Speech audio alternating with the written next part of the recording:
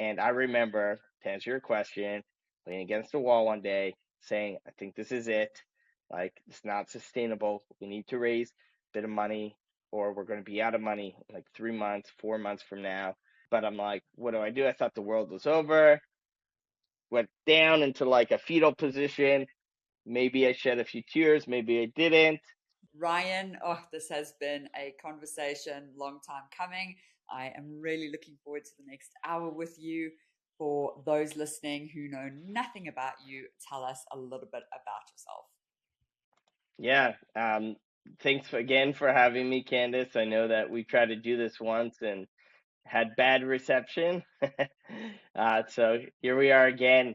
I'm so Ryan, founder, CEO of a company called Cognota. We support talent and learning and development teams in enterprise to streamline learning operations and do it in a pretty unique way, software driven, of course. Yeah, that is, yeah, I love what you're doing. I've been involved because I know I do L&D cares and that's through your system. So yeah, it's been kind of parallel for a long time. So we'll get into that. But first, we travel all the way back in time to your very first job, your very first taste of independence. What was that? Yeah. Well, first job. Um, I wasn't haven't been. Well, that's not fair to say.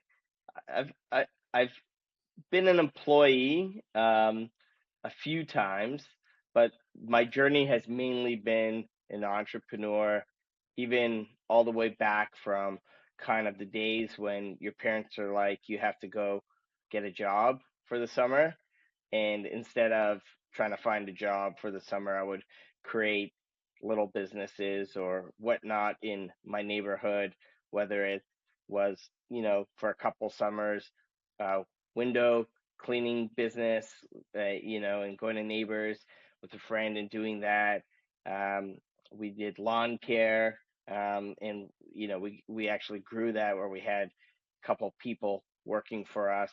And at one point, a friend and me, we even created a mobile car detailing company, and then grew that where we did partnerships with restaurants, high end restaurants. So when people went to go eat, we'd go and detail their cars and stuff like that.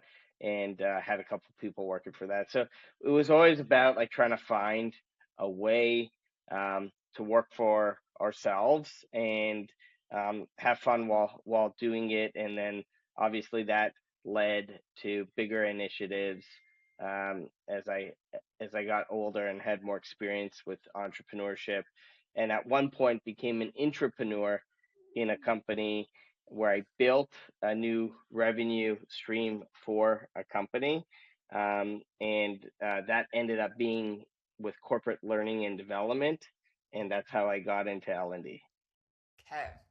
All right, there's a lot to unpack there. So let's not go too fast over these days because it is actually so rare.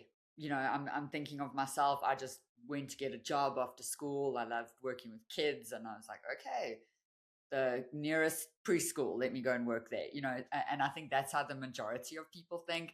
But you were in high school, if I remember correctly, opening up these businesses, having essentially employees. I mean, that's that's a thing. So how did that go? Because I'm sure, let's take the lawn business, the lawn care business. You said you got some people. Were those basically your friends that came to work for the business?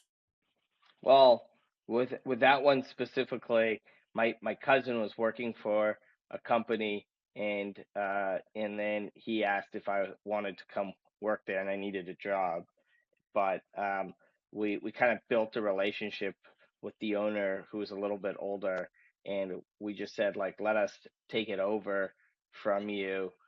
You could sit back in your house, drink beers or whatever, and but let's talk about a structure and what that would look like. And so we ended up kind of taking over the business, he and I. So that was interesting, but it, but it started off as a job for that one specifically. Okay, all right. And then the car detailing and what else window washing, yes, because I was like, oh my gosh, Yeah, I need that in my life. My windows are embarrassing. yeah. Yeah, just literally window washing, like out of anger to my parents saying go get a job. I went across the street and said, hey, I'm Ryan. um, I'm starting a window cleaning business. I'm your neighbor. Can I do your windows? They're like, how much does it cost? And then I had my first customer.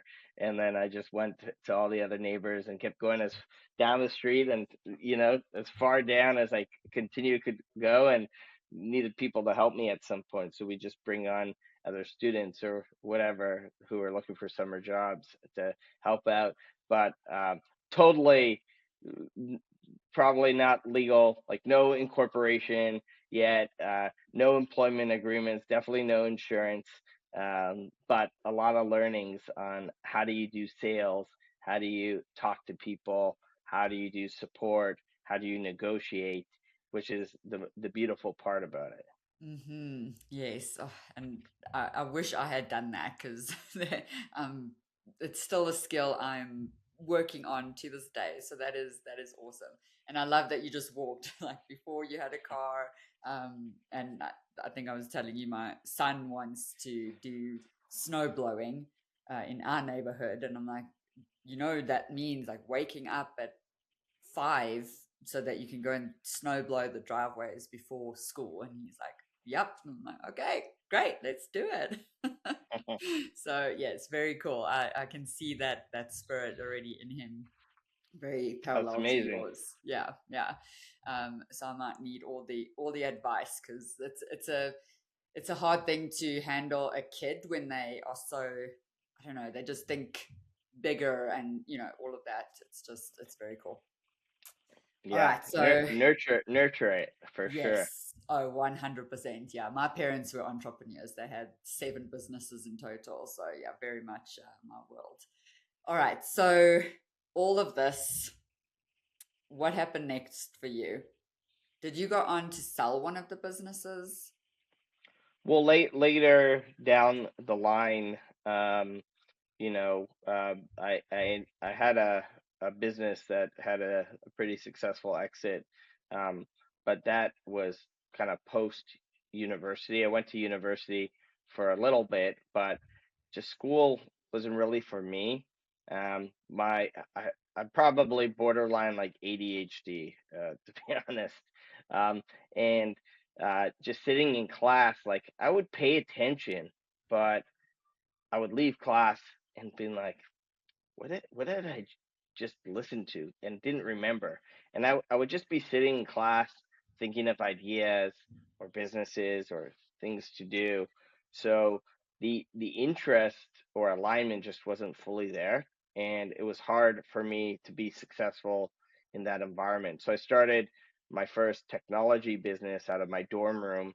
Um, well, it didn't start as a technology business. I started importing basically like apparel and school supplies, um, from China, uh, and selling it out of my dorm room, c- undercutting the prices of the university campus store. And it was successful. And they kind of knocked on my door one day and said, hey, you can't do that. And so I said, well, obviously, this is starting to become pretty good cash flow business.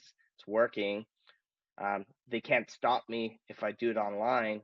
So I moved it to an uh, online business, which eventually expanded into, kind of apparel and goods you would buy for vacations. And then I franchised a travel agency, and combined them so you could book trips online and buy stuff for your trips online. And then I white labeled that into kind of this resellable affiliate business. So if you wanted to get into business, you could buy into like bronze, silver, gold kind of packages and start your own business, where you could sell vacations and apparel from your own websites. Um, so went well. Unfortunately, as it started to grow, I had my first hard business lesson where I partnered with the wrong people, and ultimately that led to the business not succeeding. Um, uh, I wasn't I wasn't wise enough to know, like, hey, you could just like negotiate to solve this problem. So just the natural thing was like, the this partnership is killing it, so we killed it. And that's why sometimes I say in business, like, a business really never dies unless you kill it.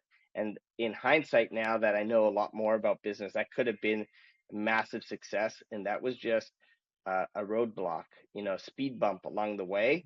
And today that'd be like an easy problem to solve just because I have the experience. But unfortunately, because of lack of experience, that didn't work out. Mm, After that, I went and worked for a company called World Trade Group. Eventually, um, where I built go-to-market strategy for them, which is a little bit of like my magic secret sauce as an entrepreneur. Um, I recognized that they didn't have um, training services, and their competition did. So I pitched the board to build this whole training revenue stream for that company, which was really successful. I became a senior vice president in the business, and then that company was acquired by a private equity group, and that was kind of the push that I needed to then go back and become an entrepreneur again versus an intrapreneur.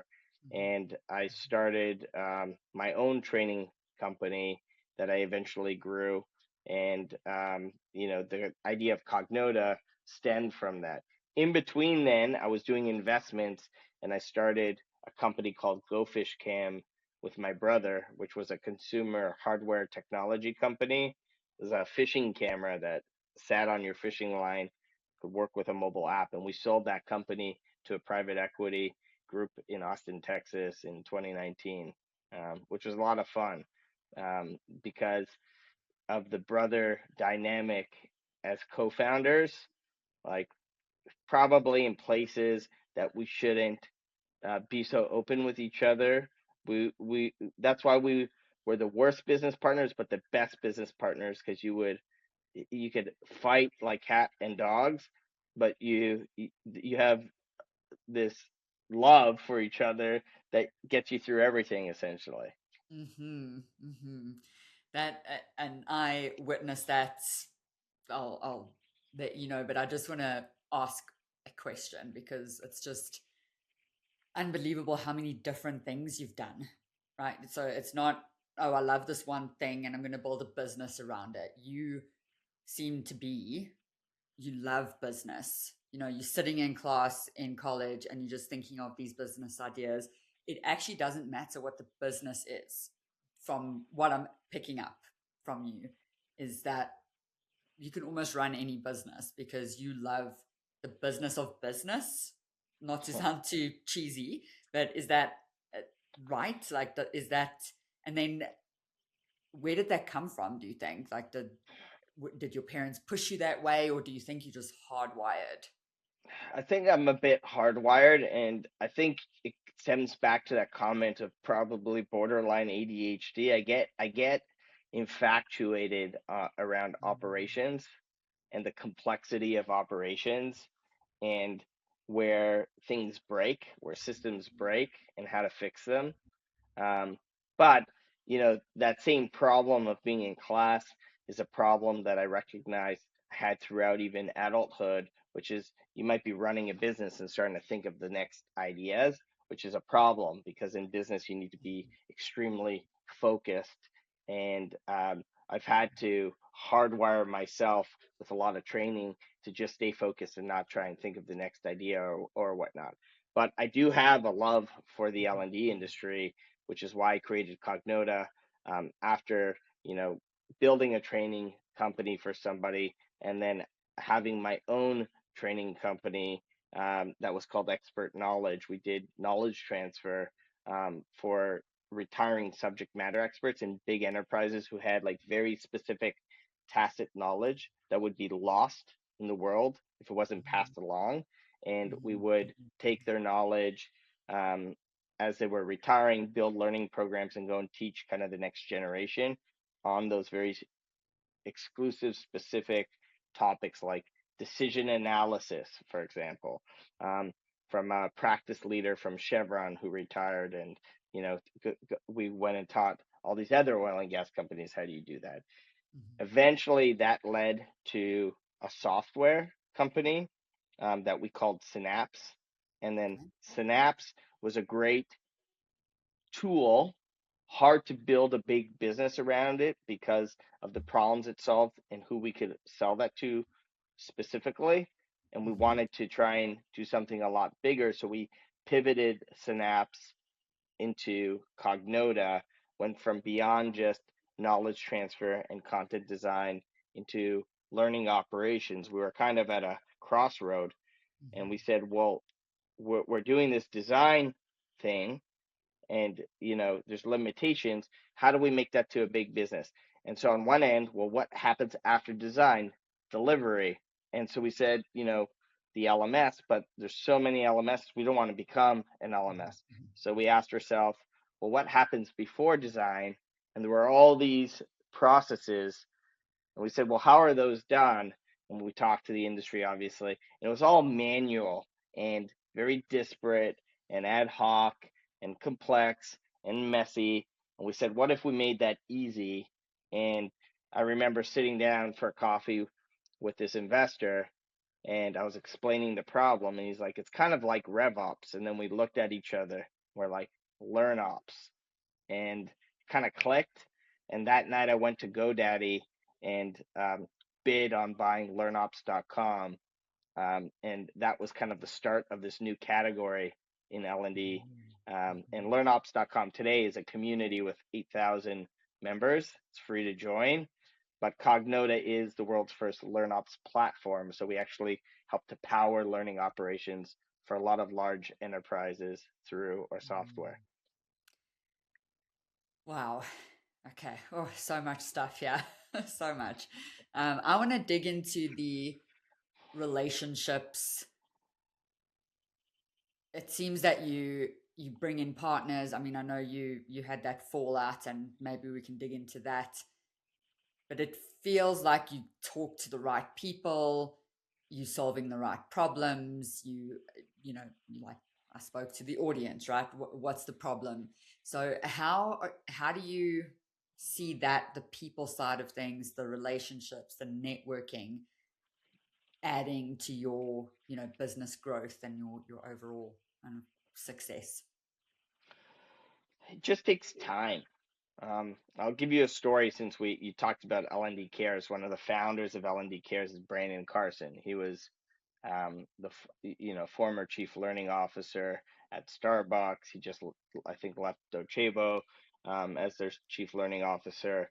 I remember when Cognito was first starting, and we had like a tiny booth at a conference and kind of tucked in a corner. And I remember the big booth across from us. I don't even remember what company. I just remember they had like a whole podcast set up at the conference or whatever. And Brandon Carson sat down and starts doing this interview or whatever. And I remember thinking like, oh my God, that's Brandon, the CLO of Starbucks. Like I need to meet him or whatnot. And I'm a big believer that if you just do like the hard work to solve real problems and good things happen, it's easier said than done. Like hey, you want to cry some days, literally, right? And um, but I'm telling that story specifically because over time, in just solving problems and doing good for the industry, somebody someday introduced me to Brandon. We supported L&D Cares. He and I built a friendship, and now we text message all the time, right? And so it's kind of cool. I don't even think he knows that story, but I remember it very specifically because it just shows you how far you can go and what's possible with like grit and hard work. But there's a lot of uncertainty with entrepreneurship. You always want to give up, and you got to be persistent, as you know, Candice. That's when the magic happens. 90% hard work, and 10% magic, because it truly is like the luck. Um, and there's so many times where I thought the world was going to be over, and even though you're facing embracing uncertainty in the eye, and you're scared and you feel like you've lost control, you have the anxiety and the stress because of that, you just have to like build the willpower to trust that if you push through, good things will happen. And every single time where I'm like, I think that's it, I gotta give up, literally the next day, the 10% magic happened where you got the little bit of luck. And then you think back to everything that just happened that you thought was bad, and you're like, why did I just put myself through that? Because it was all okay at the end of the day. Mm-hmm. Mm-hmm. Yeah, selfishly, I'm going to ask, tell me about a moment when you were sitting there almost crying, and maybe you were crying because I've definitely Oh, cried I over was this crying. business. I've Yeah. cried many times. It's a thing because you care so deeply, and you're like, oh my gosh, this is a thing. It matters. It's solving problems, and and the frustration is so real. So tell me about a time when you were, I don't want to sound cliched, but like rock bottom, or you were just like, that's it. I actually don't have another day in me. Yeah. You know, uh, there's a couple points, but they usually happen during moments of growth, but you're so in the weeds, you're not thinking about, hey, this is a growth moment, and this is going to feel harder, and it's going to be harder. But once you get over that hump, then on the other side of kind of that dark tunnel is this like beautiful ocean with mountains, blue skies, and then you start seeing the success of that hard work. And business is cyclical, so you that's gonna always happen forever, and it will never stop. And that's why one of our values is to embrace uncertainty at Cognota, because it's the most uncomfortable thing for a human being. We want control. When we're not, when we feel like we've lost control, then we play like pretty bad mind tricks on ourselves, really, and it's all fake. It's all fake. So, to answer your question, I remember in Austin, Texas, when I was living there for a bit, we barely had Synapse running on the ground. Like, we raised a little bit of money, but not a lot of money, and we started running into like some challenges, which where it's like it was me, a couple co-founders. Uh, Today's just me. There's two other co-founders, really good friends of mine still, but just a lot of people think partnerships are easy. People are at different points in their life. Things never go as smoothly as they can when you're starting a business, um, and or it takes longer than you thought it would. And in this case, it was taking longer than we thought it would, and we didn't have the money to keep paying all three of us, right? So we kind of sat down at the table and said, well, if we can't do that, who's going to continue? And worked out like what that means for the other people in a fair way, or and whatnot. The reality is none of us could pay ourselves, because we needed to use the money to pay for the couple of engineers that we had, and make sure that the work keeps going on, to the point where I was closing deals, um, and going to this one investor who's like, no, you guys need to grow more before I can do more. This was an angel investor, not like a fund or anything like that. And said, like, I can't be the bank, you have to go and find more like institutional investors. And I said, his name was Jim. I'm like, Jim, how about this? Like, I'll give you 6% a month if you fund contracts that I close. And when they pay me, I pay you back. And you just keep doing that until I don't need to do that anymore. And he agreed. So I would have to sell a deal, take the contract to Jim, have Jim fund it, and then that kept paying uh, for to keep the lights on with the engineers, to keep advancing the product at the time. Put a lot of pressure on my family. It's like newly married, like very stressed. Like, am I going to get divorced? Like, because I was working crazy hours. And I remember, to answer your question, leaning against the wall one day, saying, "I think this is it. Like, it's not sustainable. We need to raise a bit of money, or we're going to be out of money in like 3 months, 4 months from now." I was telling my wife, like, what do I do? Um, uh, should I go and tell the developer? And she's like, you have like 4 or 5 months. Like, it's a long time. Like, don't scare people. And I'm like, okay, that's a good point. Um, but I'm like, what do I do? I thought the world was over. Went down into like a fetal position.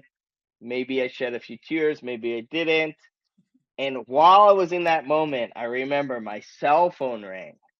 And I looked at it and I'm like, Jay Steinfeld. And I'm like, okay. And I picked it up. And like, hey Jay, what's going on?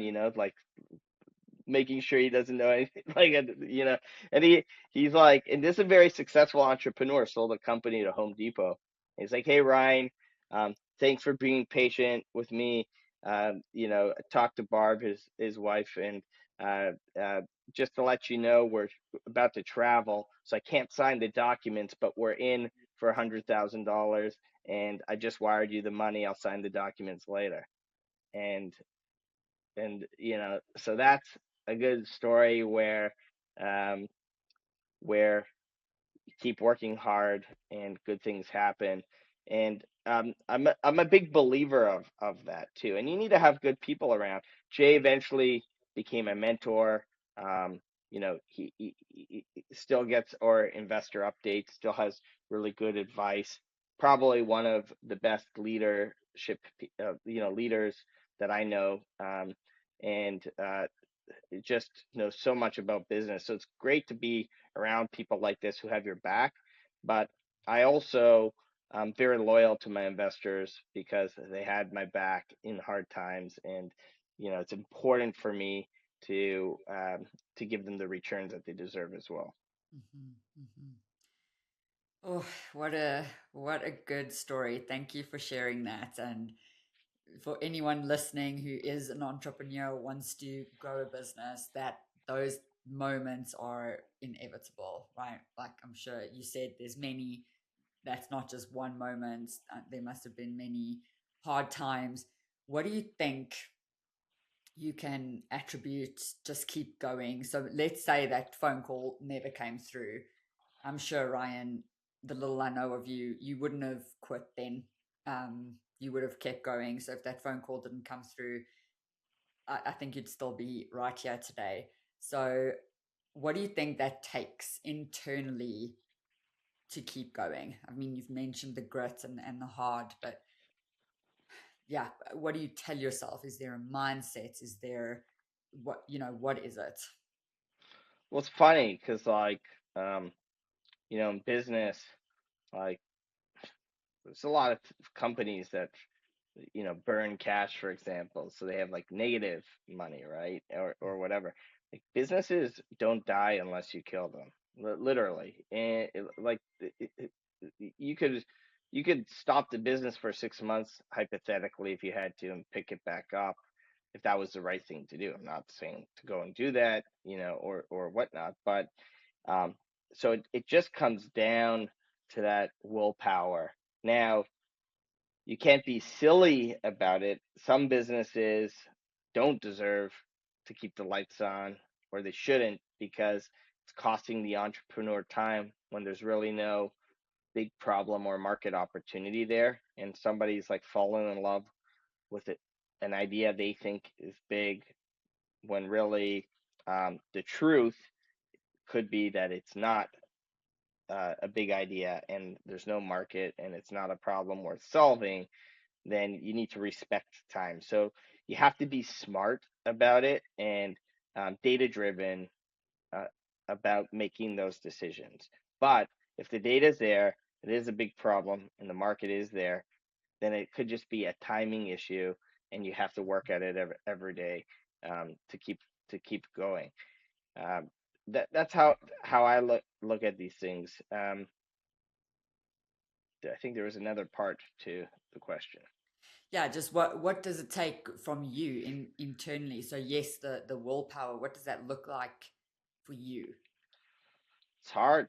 Um, there's no good answer, Candice, on how to answer that because every time is so different, and you have life situations that change around you, where it takes a different type of willpower every single time that happens. But as you said, it's inevitable. Like now, even with the SaaS apocalypse that's happening because of AI, where you see markets kind of fall down or whatnot.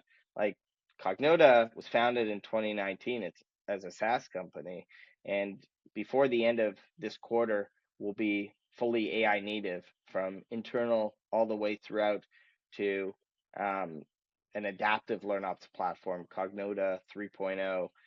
Since this will be the third version of the platform, um, but and that I'm making it sound easy, but that's a really hard shift. You know, every single business function in Cognota, every employee in Cognota will have kind of like an AI version of themselves where they can build agents and teams to work with to be more efficient. And then from a product perspective, helping customers achieve that in their learning operations um, and all the way through to pricing. So these are hard changes, and it's scary to go through. Like, should we do this? Should we do that? Um, you know, is it like going to Vegas and putting it all in red or black? But what always solves the problems is sales and the voice of the customer, Mm. primarily the voice of the customer. So instead of trying to figure it out on your own, just go and talk to customers. So we have a new chief revenue officer. She put together a customer advisory board, which helped us to get to the right decisions because the decisions were made around them. And so you Mhm. bring people with you when going through that instead of just trying to figure it out all on your own. And it makes it a little bit easier. Yeah, yeah. Yeah, that makes so much sense. Solving a problem that doesn't exist, then yeah, you really are going to be fighting a tidal wave. It's just never gonna, you're never gonna get that wave. So that's really good. All right, so Ryan, tell us a little bit about like you as a person. You know, what do you like to do on the weekends when you're not working so hard in your business, when you're not, obsessing about it?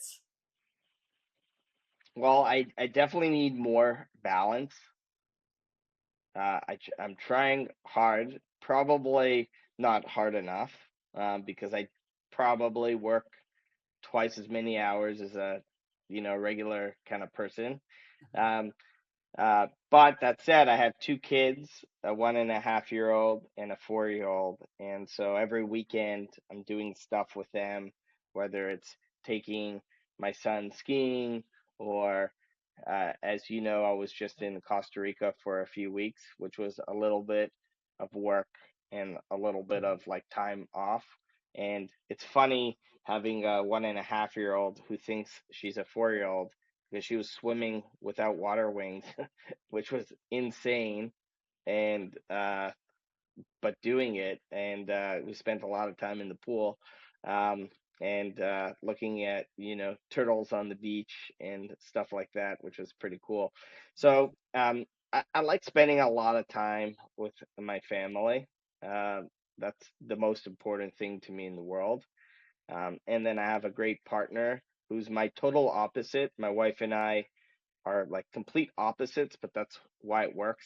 And for the holidays, the Christmas holidays, she got me a bike so that I get out more, and so I'm gonna Mhm. start doing that, which will be fun. Good. That's a nice little nudge. Hey, here's a bike. Oh, I like that. Yeah, your wife seems very supportive. I mean, when you were at your lowest low, you did mention that she was like, 4 months is a long time. It's Yeah, okay. well, Things will work she's out. my business partner for sure, and partner, right? So Yes, it's yes. uh, she's supportive, but it's hard. I think being with an entrepreneur for sure, Mhm, and it takes a lot of sacrifice on her part too. And so, try and be understanding as much as I can, but with travel ramps up and stuff like that. We have two kids, so it's hard. But mhm. I don't think it gets easier because I talked to see chief learning officer friends or whatnot, and they're so busy traveling all the time for work as well, right? So I think it's hard as you get older in life, before you kind of hit a retirement stage. Yeah, yeah, definitely. And I can fully relate. So my husband's an entrepreneur, has been since we met. He's 21 years in the same business, running the same business. So yeah, they celebrated their 21st, and so the company can drink finally. So yes, I totally get it. Even when we were moving Yeah. to America, he was away half the time, and I had two kids under two. So like kudos to your wife, she's amazing, good for supporting you. It is definitely hard, but yeah, I guess we chose it. That's what I say. Well, I chose this, so I've got to. You guys are so lucky. No, I'm just joking. So lucky, yes. And then I witnessed him go through all of that, and I'm like, and my parents, they had their own businesses their whole lives. None of them ever worked for a boss in their entire lives.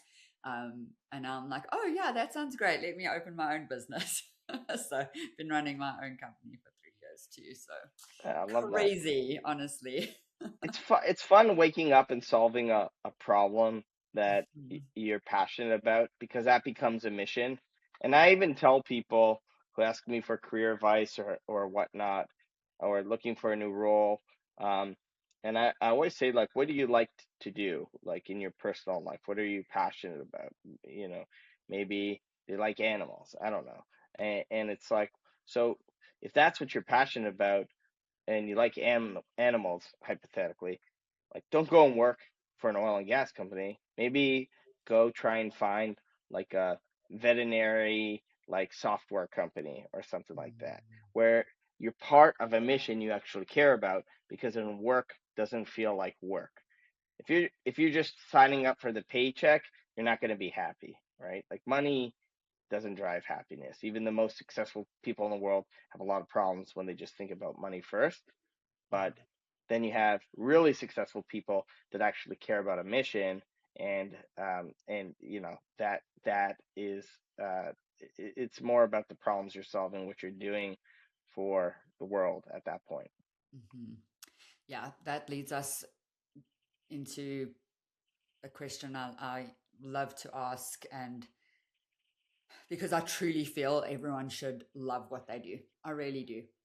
Ryan, I can promise you every morning I cannot wait to get to my business. I'm so excited, so driven about it every single day. Of course, I have my non-crying moments, but I love it. Like, I love it so much, and I wish everyone felt that. So when it comes to building a career, whether you're in corporate or entrepreneur, doesn't matter your path, what do you think it takes to build this life that you enjoy, that you feel like I get to do this work? And what a privilege. Yeah, again, being mission driven. I think that's super important to have the proper alignment and balance when you're spending arguably most of your time doing that job or doing that work. Imagine investing the majority of your time, which is like the most precious uh, resource in the world, right? Because you'll never get it back. And Mhm. doing something you don't like, you're just not investing in yourself at that point. Yeah, yeah, that is so true. I really hope everyone listening just takes a moment to reflect and write down what they enjoy and what livens them up, because I feel so lucky to really truly love working every Yeah, day. and if you do that right, like, there's a lot of people in L&D. right now who are in between jobs or whatnot. But if you, instead of just trying to find a generic L&D job, imagine aligning to a company where you just know that you can support their mission and add value to the mission, and you're excited about that because it's a personal passion of you. Just think about how that conversation will go in an interview process, or in your cover letter, or in the warm intro that somebody made. It's going to be more genuine and real. That's going to come with a lot of positive energy, laws of attraction, where like the other person on the other side is going to become obsessed with that feeling and want to work with you because Mm, you care about the same things. If you're just trying to get a job to get a job, which I understand, especially if you're in between jobs or you had a layoff, the pressure is real, mhm, right? But it's it's a blessing to take a step back to think about what do you really want. Um, and in hopefully not, but in some cases that might require for you to live on your credit card or a line of credit for another 30 to 60 days, which is uncomfortable. But then you get to spend the next 3 to 5 years doing everything that you love, which will be a guaranteed way to repay back that debt. Because it wasn't a debt, it was an investment you made in yourself. mm, mm. Oh, that's a great reframe. Absolutely. Awesome. Okay, people, write notes. Do that. That's actually how my whole book came about, actually, because when I got laid off, I really had to step back and think, okay, what do I want in my life? That's when I opened my business. So, yeah, such good advice. All right, Ryan, let's start wrapping up. The final question I ask all the guests is, if you could go back in time to young you, and it doesn't matter how old you were, what would you thank yourself for doing then that really set you up for who you are today? Oh, it's a tough one. I had a pretty, I, I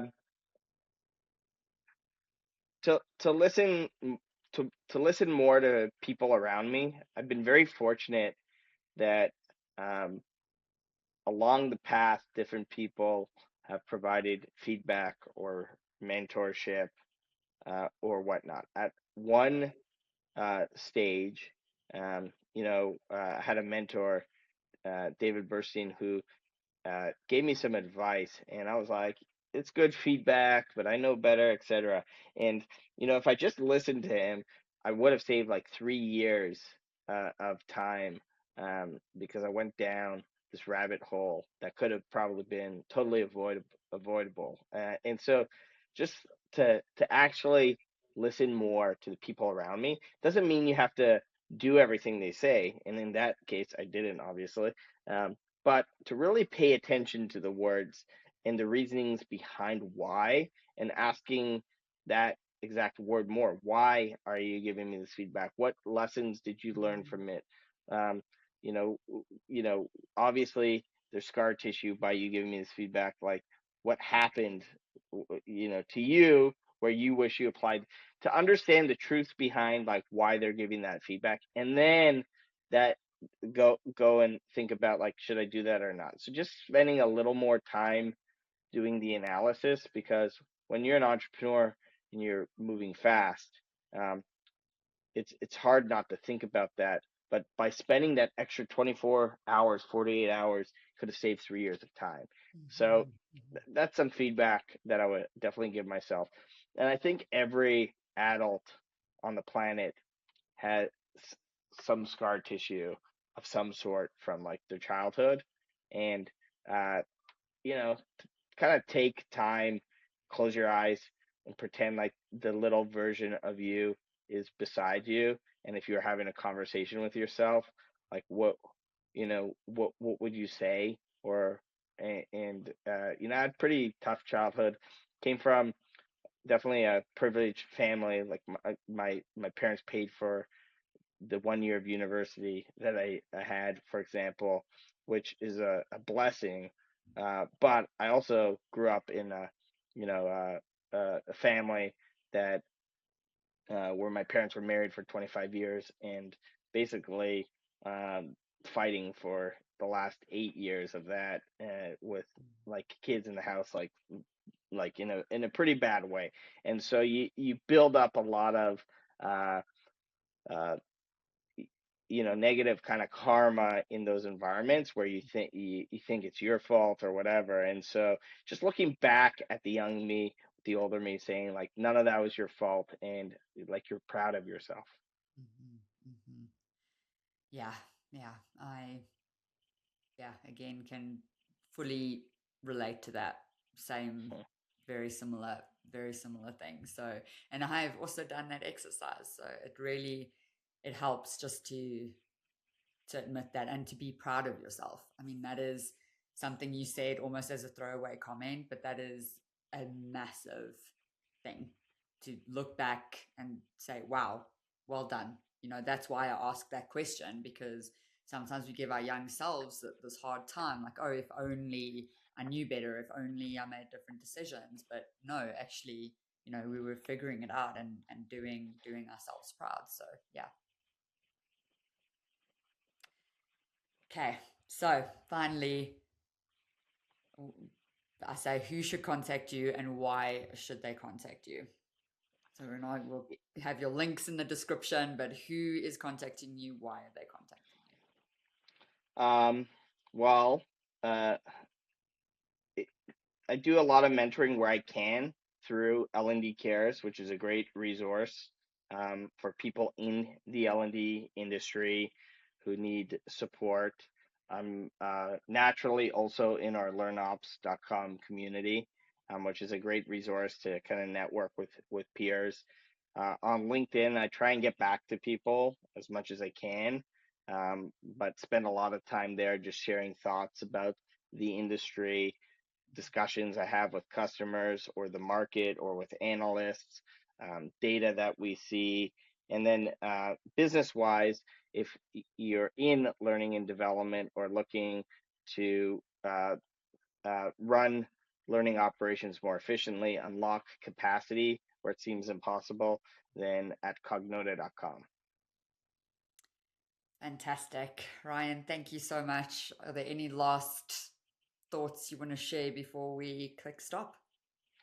Sure. I mean, I just naturally last words that I think about all the time is, the world right now seems really hard. You see a lot of conflict and division. So just be a good human being to those around you. Everybody's going through it, and if we support each other, then only good things will happen on the other side. So those would be my last words: to be a good human, be kind to people. Mm-hmm. Yeah, yeah. You have no idea what someone else is going through, but saying everyone is going through this hard, it is so true. Yeah, I run a community every week as well, and we feel the heaviness, right? And it's nice to connect and just chat through it, but it is definitely a shared experience for sure. Yeah. A, a shared experience in the division, which is, yeah, we could do a whole nother hour on that, but let's not do that. All right. Ryan, thank you so much. It's been an absolute pleasure talking with you. Absolutely. Thanks for having me, Candice. Bye.